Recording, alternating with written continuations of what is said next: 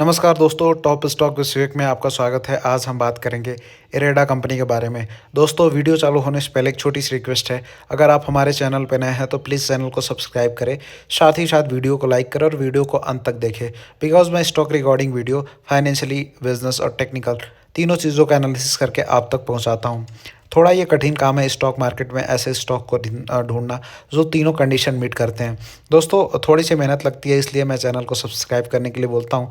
चलिए हम कंपनी के बिजनेस के बारे में बात कर लेते हैं। तो जो कंपनी का बिजनेस है, ये एक गवर्नमेंट कंपनी है। भारत सरकार की स्वामित्व वाली एक मिनी रत्न कंपनी है जो नवीनीकरण ऊर्जा के क्षेत्र में वित्तीय सहायता प्रदान करने का कार्य करती है। इसका उद्देश्य भारत में स्वच्छ ऊर्जा परियोजनाओं को बढ़ावा देना है, उनके लिए वित्तीय संसाधन उपलब्ध कराना है। इरेडा के जो मुख्य बिजनेस और सेवाएं हैं उसके बारे में बात कर लिया तो फाइनेंशियल असिस्टेंट, नवीनीकरण ऊर्जा, जो रिन्यूएबल एनर्जी परियोजनाओं के लिए जो ऋण होता है वो ये लोन्स जो देती है वो ये कंपनी देती है। सौर ऊर्जा, पवन ऊर्जा, जल ऊर्जा अ, और जैव ऊर्जा परियोजनाओं को फंडिंग करती है। तो जो मेन अगर काम देख लिया जाए तो ये फाइनेंशियल असिस्टेंट का काम करती है। अगर आप किसी प्रकार का रीन्यूएबल एनर्जी का आप अगर कुछ भी खोलते हो तो उसके लिए कंपनी आपको लोन देती है। ऊर्जा दक्षता की बात कर लिया जाए तो ऊर्जा संरक्षण और दक्षता बढ़ाने वाली परियोजनाओं को वित्तीय सहायता देती है। परामर्श सेवाओं की बात कर लिया जाए, नवीनीकरण ऊर्जा परियोजनाओं के लिए तकनीकी, वित्तीय और कानूनी परामर्श प्रदान करती है। परियोजनाओं की योजना, मूल्यांकन और निगरानी में मदद करती है। ग्रीन बॉन्ड जारी करती है कंपनी। वैश्विक और घरेलू बाजार में ग्रीन बॉन्ड जारी कर धन उठाती है, जिसका उपयोग स्वच्छ ऊर्जा परियोजनाओं के लिए किया जाता है। नवीनीकरण ऊर्जा को बढ़ावा, इरेडा का मुख्य उद्देश्य जो है भारत को स्वच्छ ऊर्जा के क्षेत्र में आत्मनिर्भर बनाना है। और देश जैसे दोस्तों मैं आपको एक चीज़ बता देना चाहता हूँ, India is a developing country. जो इंडिया है वो डेवलपिंग कंट्री है, और अगर इंडिया डेवलप कंट्री बनता है तो उसमें इस सेक्टर का बहुत ज़्यादा इंपॉर्टेंट है। अगर इरेडा कंपनी की बात कर लिया जाए तो वो उसका जो मेन काम ही है, जो उसका जो मुख्य उद्देश्य है, वो जो भी स्वच्छ ऊर्जा वाली जो कंपनियाँ हैं, जैसे जो भी रिन्यूएबल सेक्टर की जो भी कंपनियां हैं, उनको जो फाइनेंस, जो उनको लोन्स ये कंपनी प्रोवाइड करती है। तो अगर इसकी विशेषताओं की बात कर ली जाए तो नवीनीकरण ऊर्जा के क्षेत्र में विशेषता, इरेडा भारत में नवीनीकरण ऊर्जा के लिए समर्पित एक प्रमुख वित्तीय संस्था है। इरेडा पर्यावरणीय स्थिरता को बढ़ावा देने के लिए हरित वित्तीय साधनों का उपयोग करती है।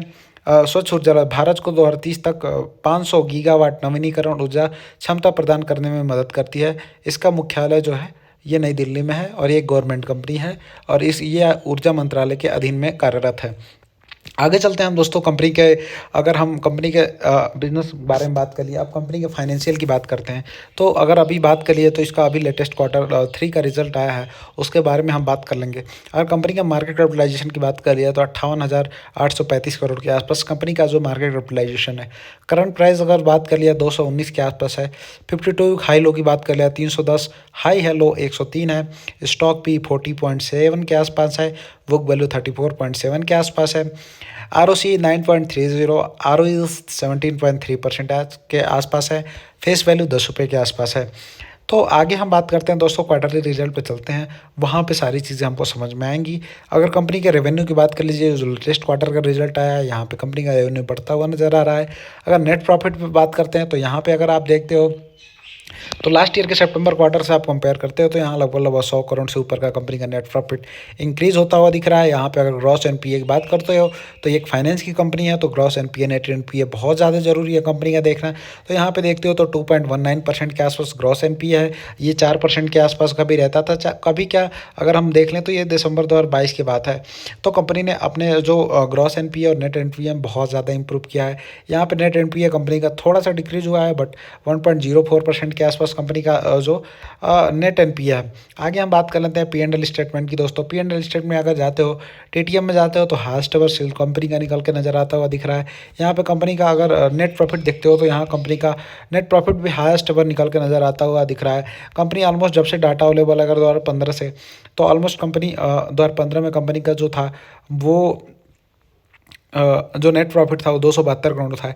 अभी 1444 करोड़, कम लगभग लगभग 5 गुना कंपनी ने अपना 9 सालों में नेट प्रॉफिट इंक्रीज़ कर चुकी है कंपनी अपना। तो आगे हम बात कर लेते हैं दोस्तों, बैलेंस शीट में चलते हैं, यहाँ सारी चीज़ें देख लेते हैं। तो यहाँ पे अगर देखते हो सितंबर 2024 क्वार्टर का जो रिजल्ट आया है, इक्विटी कैपिटल है 2688 करोड़। रिजर्व जो कंपनी के पास है वो 2015 में 1394 करोड़ के पास था। अभी वो इंक्रीज़ होते होते 6648 करोड़ के आसपास हो चुका है। कंपनी के ऊपर बोरोइंग नहीं देखेंगे बिकॉज एक फाइनेंस की कंपनी है, तो फाइनेंस की कंपनियों पर बोरोइंग नहीं देखते बिकॉज वो बोरोड मनी पे ही इंटरेस्ट चार्ज करके अपना नेट प्रॉफिट बनाती हैं। अगर फिक्स एसेट की बात कर ली जाए तो 335 करोड़ के 355 करोड़ के आसपास कंपनी का जो यहाँ पे फिक्स एसेट है। यहाँ पे आगे चलते हैं हम दोस्तों, यहाँ पे प्रोमोटर्स होल्डिंग में देखेंगे तो यहाँ पे 75% प्रोमोटर्स हैं। FII 2.02% के आसपास है। DII 0.35 के आसपास है।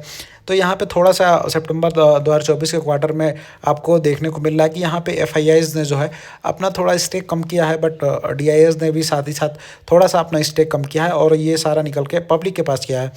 तो दोस्तों अगर इस तरह से अगर आप देखते हो तो यहाँ पे ऑलमोस्ट 77-8 के आसपास टोटल नंबर ऑफ प्रोमोटर्स हैं, इंक्लूडिंग FIIs, DIIs और प्रोमोटर्स।